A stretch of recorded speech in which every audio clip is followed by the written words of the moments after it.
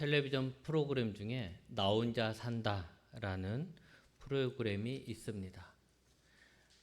그래서 어느 국회의원이 요즘 젊은이들이 혼자 사는 것이 이 프로그램 때문이다 라고 얘기까지 했는데, 어쨌든 간에 이제 혼자 사는 사람들이 그렇게 많다라는 것이죠. 젊은이들에게는 뭐 그게 거의 유행처럼 되어 있습니다. 그래서 이제 아파트도 옛날에는 큰 집, 큰 평수를 선호했는데 이제는 그런 건 인기가 없고 작은 평수가 인기가 많다라고 합니다. 젊은 사람들은 자신들이 원해서 남의 간섭받지 않고 살기 위해 혼자 살고, 노인분들은 함께 살 사람이 없어서 이제 혼자 살게 됩니다. 일본에서는 독거노인의 이 고독사가 한 해 한 7만 명쯤 된다라고 합니다. 그러니까 혼자 죽는 거죠. 마지막 숨이 넘어갈 때 내 주변에 아무도 없이 그냥 혼자 죽어가는 그런 사람이 7만 명, 1년에 7만 명쯤 된다라고 합니다. 우리나라가 지금 일본을 열심히 따라가고 있죠. 그런 걸 볼 때 우리나라도 지금 혼자 사는 젊은 사람들이 계속 혼자 살다가 그냥 혼자 그렇게 죽는 것은 아닌가 하는 생각을 하게 될 때, 앞으로 우리나라도 혼자 살다가 혼자 죽는 그런 경우가 참 많을 것 같다라는 생각을 하게 됩니다. 과거에는요, 대부분 대가족이었습니다. 일단 부모가 자녀를 많이 낳았죠. 그리고 자녀들이 부모 가까이에 살았습니다. 그러니 부모와 자식, 그리고 그 자식의 자식까지 3대만 생각해도 그 가족의 수가 수십 명이 되는, 그렇게 모여서 함께 사는 그런 날이 있었죠. 저도 그와 비슷한 환경에서 자랐습니다. 할머니가 계셨고 아버지 형제들이 같은 동네에 흩어져서 살았습니다. 저는 여동생 하나밖에 없지만 사촌들이 이제 또 많은 거죠. 그러다 보니까 사촌들하고 늘 함께 놀았던 기억이 있습니다. 그때 초등학교 때였는데 그때를 생각하면 행복했고, 그래서 어떻게 보면 지금의 저희 자녀들이 그렇게 많은 형제들과 함께 놀고 지내는 경험 없이 자라는 것이 좀 안타깝게 생각되어집니다. 가끔 다큐멘터리에 부족들의 모습이 나옵니다. 그들은 한 동네에 함께 살고 있습니다. 그래서 그곳에서 함께 일도 함께 하죠. 아이들도 그냥 함께 키우고 사냥 같은 것도 다 남자들이 함께 합니다. 사냥 후에 갖고 오는 그 고기를 여자들이 또 함께 요리를 하기도 하고, 또 함께 다 둘러 앉아가지고 함께 고기를 나누고 또 함께 식사를 합니다. 우리가 볼 때는 참 불편한 생활 같지요. 집도 참 허름하고, 거기에는 텔레비전도 없고 스마트폰도 없고 옷도 제대로 없습니다. 물론 자동차도 없습니다. 무슨 재미로 저 불편하게 사냐 할 수 있겠죠. 근데 그들에게는 중요한 것이 있었죠. 그게 뭡니까? 가족이 있는 거예요. 부모가 있고 형제들이 있고 자녀들이 있는 거예요. 그래서 그들은 별 걱정 없이 삽니다. 그들의 얼굴을 보면 늘 웃는 얼굴이에요. 묵뚝뚝한 표정도 아니고 늘 웃는 얼굴로 열심히 서로 이제 자기들 일을 하면서 함께 사는 거죠. 산에 사는 사람, 바닷가에 사는 사람, 정글에 사는 사람, 초원에 사는 사람, 다 사는 환경이 다르고 민족이 달라도 부모 형제들이 함께 살면서 서로 도와주고 서로 나누며 잘 살아갑니다. 그들은 가장 믿을 수 있는 그 가족 안에서 안정감을 누리는 거죠. 그리고 그 안에서 자신의 정체성을 갖는 거예요. 자기의 아버지를 보고 할아버지를 보면서 자기의 정체성을 갖게 되는 거죠. 그래서 나는 누구냐에 대해서 헷갈리지 않죠. 그리고 누가 해코지 할까 봐 걱정하지도 않아요. 왜? 나와 함께하는 가족들이 있으니까. 그러니까 안전한 거죠. 또 가족 안에서 공통된 목적을 이루기 위해서 협력합니다. 가족들이 모여서 따로따로 사는 게 아니라 예를 들어서 오늘은 멧돼지를 잡는다 하면 그 가족들이 다 모여가지고 그 멧돼지를 잡기 위해서 노력을 하잖아요. 협력하잖아요. 그러니까 그 안에서 자연스럽게 의사소통도 되고 함께 일하게 되는 거고 함께 역할을 분담하게 되고 그러면서 서로가 서로를 의지하게 되고 이렇게 되는 거예요. 그러다 보니 정서적인 교감을 나누는 거죠. 부모, 형제들과 정서적인 교감을 나누는 거예요. 그러니 그들은 행복할 수밖에 없죠. 도시에 사는 우리들은 요즘 핵가족이고 혼자 사는 우리들도 필요하죠. 누군가가 나를 지켜줄 사람이 필요하고 누군가가 내게 음식을 줄 사람이 필요하고 누군가가 나를 도와줄 사람이 필요해요. 우리도 마찬가지죠. 근데 우리는 어떻게 합니까? 그걸 다 돈으로 하는 거죠. 돈으로. 모르는 사람들에게 돈을 주면서 그걸 해요. 그러니까 늘 우리는 돈 하면서 살게 되고 늘 그러면서도 불안하며 살게 되는 거죠. 왜? 모르는 사람들이니까. 내가 믿을 수 있는 사람들이 아니니까 돈은 돈대로 가면서 불안하면서 살게 되는 것이죠. 그러니까 그들이 오히려 어쩌면 우리보다 더 행복한 것이 당연한 것 같기도 합니다. 오늘 우리가 읽은 1절에 보라 형제가 연합하여 동거함이 어찌 그리 선하고 아름다운고 라고 했습니다. 지난주 말씀처럼 하나님의 뜻을 행하는 사람들이 예수의 가족이다 라고 했습니다. 그러기에 우리는 교회는 예수님의 형제요 자매입니다. 예수 가족으로 한 형제요 자매가 된 우리는 연합하고 동거해야 하는 것이지요. 하나님은 형제가 연합하여 동거함을 뭐라고 얘기했냐면 선하고 아름답다라고 했습니다. 선하고 아름답다. 그러면서 두 가지 예를 들었습니다. 그게 뭐냐면 첫째는 머리에 있는 보배로운 기름이 수염 곧 아론의 수염에 흘러서 그의 옷깃까지 내린 같다고 했습니다. 아론은 대제사장이었죠. 그러니까 하나님께서 제사장에게 기름을 부으시는데 그 기름을 얼마나 충만하게 부어주시는지 머리에서 수염으로 그리고 옷에까지 내려오는 것과 같다라는 것이죠. 우리가 생각할 때 기름을 붓는다라고 하면 왜 기름을 부어 막 이렇게 생각할 수 있겠지만 여기서 기름은 우리가 생각하는 엔진 오일 뭐 이런 기름이 아니죠. 참기름 뭐 이런 기름이 아니죠. 그러니까 기름을 부는 것이 부은데 그게 향기가 있다는 거죠. 향기. 그걸 이렇게 부어주는 거예요. 하나님께서 부어주신다는 거예요. 그것도 조금이 아니라 넉넉하게 흘러내리도록 하나님이 부어주신다는 거죠. 여러분, 하나님이 연합하고 동거하는 예수의 형제 자매들에게 부어주시는데 조금 부어주시는 것이 아니고 머리가 다 흘러내리도록 충만하게 부어주십니다. 또한 헐몬의 이슬이 시온의 산들에 내림 같다라고 했습니다. 헐몬산은 그 지역의 높은 산으로 여기에는 늘 습기와 비, 눈으로 유명한데 이런 풍성한 수분 덕분에 그 아래 지역은 풀과 나무가 무성하다라고 합니다. 즉 이 헐몬의 이슬은 뭐냐면 우리말로 하면 비옥한 땅을 만들어주는 강과 같은 것이죠.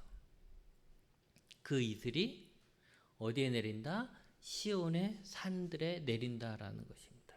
시온은 어디입니까? 예루살렘이죠. 예루살렘에는 뭐가 있습니까? 하나님이 계시는 성전이 있는 곳입니다. 그곳에 이슬이 내려 척박한 땅을 비옥한 땅으로 만드는 것이죠. 그곳을 풍성한 땅으로 만든다라는 것입니다. 거기서 하나님은 복을 명령합니다. 거기라는 것은 어디입니까? 제사장이 있는 곳. 시온, 곧 성전이 있는 그곳. 왜 그곳에 사람들이 모일까요?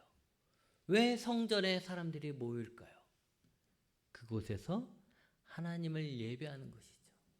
그러니까 하나님을 예배하는 그곳에 하나님의 기름 부음이 있고 그곳에 하나님의 풍성하게 하시는 하나님의 은혜가 있다라는 것입니다. 다시 말하면 하나님을 예배하는 그곳에 하나님을 예배하기 위해 모여있는 그 하나님의 자녀들에게 하나님의 복이 내리는 것입니다. 여러분, 우리는 예수님을 믿음으로 말미암아 하나님의 자녀가 되었습니다. 여러분, 정말 바라기는 어쩌면 여러분들이 나이를 먹어감에 따라서 모든 기억들을 잃어버릴 수도 있어요. 그리고 살아가면서 내가 누구지? 내가 왜 이러지? 내가 이러도 되는 건가? 싶을 때가 있을 겁니다. 또 자기 자신을 자책하면서 나는 아무것도 아니야 생각할 수도 있어요. 그런데 여러분, 그런 상황에서라도 꼭 하나만을 기억한다면 내가 하나님의 자녀라는 것을 기억하시기 바랍니다. 예수님이 이 땅에 오셔서 그 모든 고난을 당하신 이유가 바로 나를 하나님의 자녀 삼아 주시기 위함 아닙니까? 그러니까 우리가 하나님을 위해서 예수님을 위해서 많은 걸 못한다 하더라도 내가 예수님으로 말미암아 하나님의 자녀다라는 것만은 꼭 기억해야 하는 것입니다. 그래서 우리는 한 분 하나님을 아버지로 섬기는 것이죠. 내가 하나님의 자녀이기 때문에 하나님만을 섬기는 것입니다. 기독교에 대해서 너희는 왜 너희 신만 섬기냐? 다른 신들도 막 섬기고 다른 신들도 인정해주면 얼마나 좋냐? 하죠. 그럴 수 있겠죠, 그들은. 그런데 여러분, 어떻게 자녀가 자신의 아버지를 여러 명이라 할 수 있겠습니까? 내가 하나님의 자녀라면 나의 아버지는 하나님 한 분밖에 없는 것입니다. 여러분, 우리는 예수님으로 말미암아 하나님의 자녀가 되어서 이제는 누구누구의 가족이 아니라 예수님의 가족이 되었습니다. 그렇기 때문에 우리는 한 형제이며 한 자매가 된 것입니다. 그런 우리가 연합하여 동거함이 하나님 보시기에 선하고 아름답다라고 하십니다. 연합하여 동거한다는 것은 함께 서로가 서로를 지켜주고 한 목표를 이루기 위해 함께 힘을 모으는 것입니다. 연합하고 동거한다는 것은 하나가 된다라는 거예요. 한 집에 함께 산다라는 의미가 아니라 하나가 된다는 것이죠. 이 모습이 하나님이 복을 주실 만큼 선하고 아름다운 것입니다. 여러분, 자녀들이 싸우면 부모의 마음은 어떻습니까? 속상합니다. 자녀들이 싸우면 속상하죠. 하지만 자녀들이 서로 사이좋게 잘 놀면 마음이 기쁘죠. 싸우는 형제들에게 선물을 주고 싶습니까? 사이좋은 형제들에게 선물을 주고 싶습니까? 당연히 사이좋은 형제들에게 뭐라도 하나 더 주고 싶은 마음이 저절로 생기는 거죠. 그것처럼 하나님을 예배하는 우리가, 예수님의 가족이 된 우리가 하나님 앞에 모여 있을 때, 또 우리가 함께 살아갈 때 서로 연합하여 함께 한다면 그것은 하나님을 기쁘시게 하는 일이고 하나님은 거기에 복을 주신다라는 것입니다. 근데 그 복이 곧 영생이라고 했죠. 근데 여기서 영생은 죽지 않는 생명을 의미하기보다는, 우리가 생각하는 천국 가는 걸 의미하기보다는 영원히 이어지는 가족입니다. 그런 거 있죠. 아버지 내 대에서 대가 끊긴다, 이런 거에 대해서 우리가 좀 요즘은 좀 많이 약해졌지만 과거에는 그게 얼마나 중요했습니까? 대를 잇는 거. 그것처럼 쭉 이어지는 대가 이어지는 거예요. 그래서 계속해서 대를 이어나가는 그걸 축복하는 것이죠. 여러분, 한 마음 한 뜻이 되어 하나님께 예배하는 우리를 선하고 아름답다라고 하시며 하나님께서 복을 주십니다. 우리에게 성령의 기름, 사랑의 기름, 은혜의 기름을 부어 주십니다. 우리가 늘 성령의 기름 부음을 구하잖아요. 늘 하나님의 능력이 우리에게 부어지길 원하잖아요. 늘 우리에게 하나님의 은혜가, 사랑이 부어지길 원하잖아요. 근데 그걸 부어주신다는 거죠. 그 성령이, 사랑이, 은혜가 잠시 내 마음에만 생겼다가 사라지는 게 아니라 그것이 부어져서 내 주변에까지 흐르는 거예요. 그래서 모두가 하나님이 부어주시는 그 복을 받는 것이죠. 또한 우리 삶을 풍성하게 하시는 복을 주십니다. 척박한 내 삶, 고단한 삶, 힘든 삶에 단비가 내려서 옥토로 만들어지고 그로 인해서 풍성한 열매들이 맺혀지게 되는 것이죠. 많은 것이 부족한 우리 교회지만 그 부족함을 채우면서 풍성하게 만드시는 복을 주십니다. 우리 교회에 하나님의 기름이 흘러넘쳤고 풍성한 생명이 가득한 복이 주어지기 바랍니다. 그로 인해 우리만이 아니라 다음 세대, 또 다음 세대, 또 다음 세대로 영원히 살아가길 바랍니다.